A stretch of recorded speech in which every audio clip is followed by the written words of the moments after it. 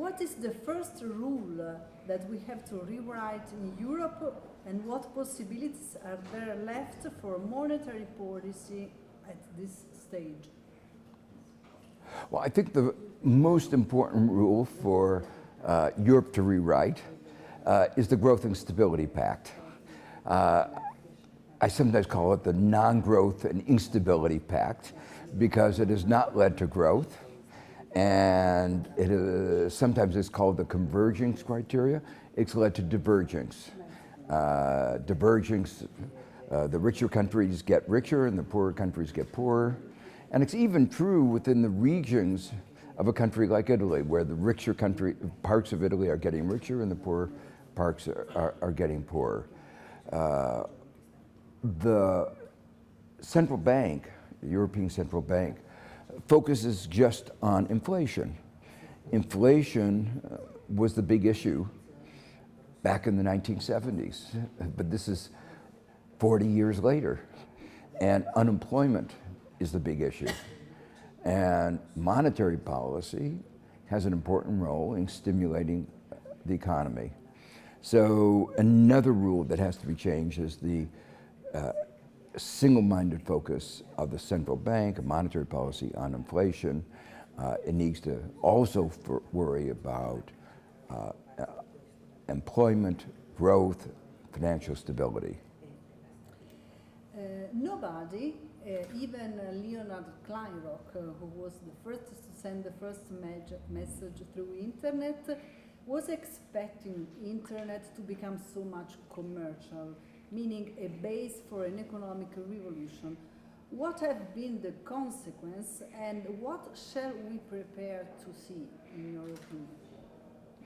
Well, the internet is just one of many aspects of, you might call it, the digital revolution, and the kinds of innovations that have really transformed much of our society.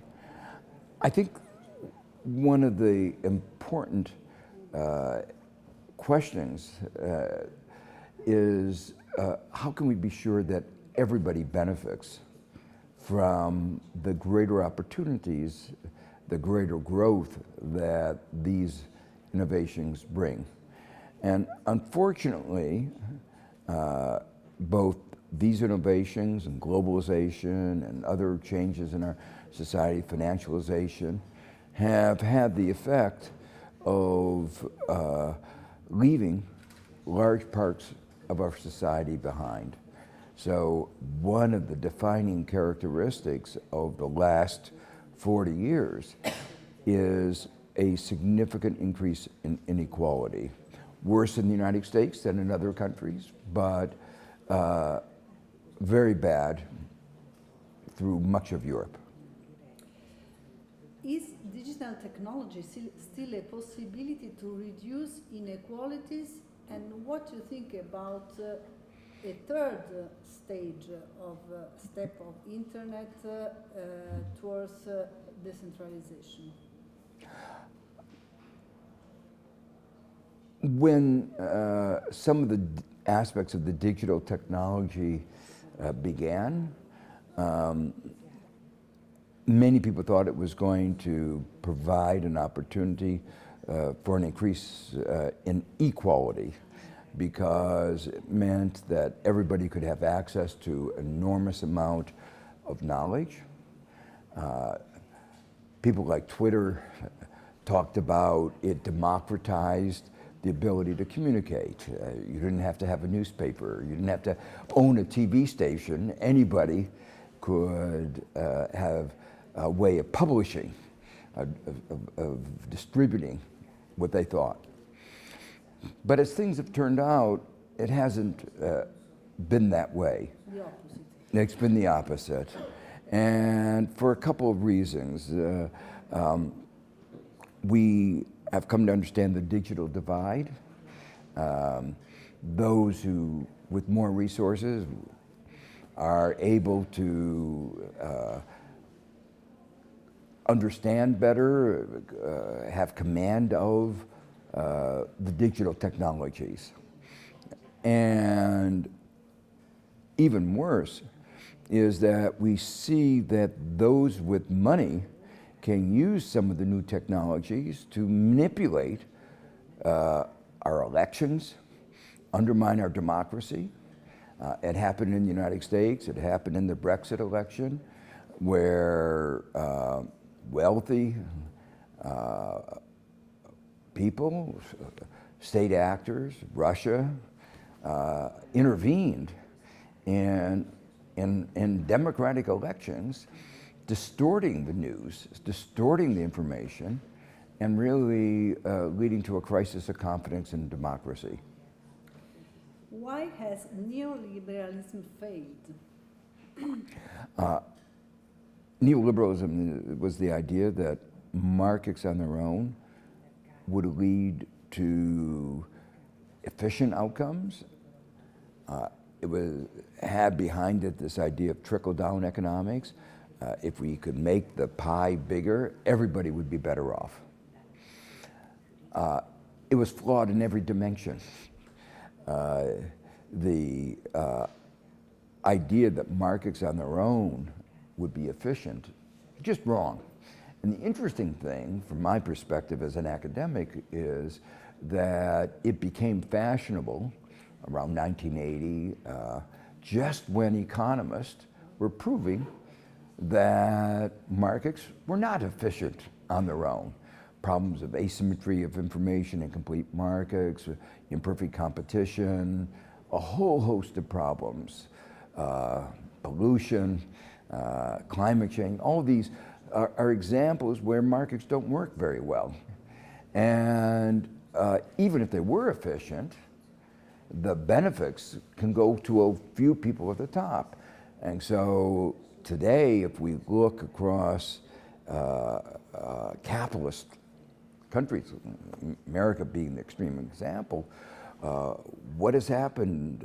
We've seen the greatest financial crisis since the Great Depression, growing inequality, declining life expectancy, exploitation, market power, exploitation that takes a whole variety of forms, drug companies leading to an epidemic of opioid, people dying from drug overdose, cigarette companies lying about how dangerous cigarettes are, food companies leading to an epidemic of childhood diabetes, oil and coal companies polluting the air, and we could go on, but what is very clear, capitalism has not been serving our society well. It's led to some good things, but it's also led to, I would say, several bad things. And so that's why I've been arguing you really need to change the nature of the social contract. We need to have an important role for the market, for the state, for civil society, for a rich ecology of institutions, including nonprofit institutions, cooperatives. And so the model that prevailed beginning around 1980 was sometimes called the neoliberal model. And the policies that were based on that, like the Growth and Stability Pact, central bank focusing just on inflation, have to be scrapped. And we need new rules for governing our economy. You talk about the rebirth of history, but according to Oxford-based philosopher Luciano Floridi, we could be entering a new phase in the digital era. Just as prehistory gave way to history, now history is giving way to hyperhistory. How do we handle the complexity of hyperhistory without being overwhelmed by systems, and who makes the rule? I think the worry about moving into the next stage beyond history is perhaps a little premature, but the fundamental question, the question is who makes the rules? It's still going to be people. The worry is that in countries where money matters in politics, as it always does, the rules may in effect be made by the rich corporations, by rich individuals, and reflect their interest rather than the broader interest of society more generally. And that seems to me the real challenge, is how to make our democratic politics work.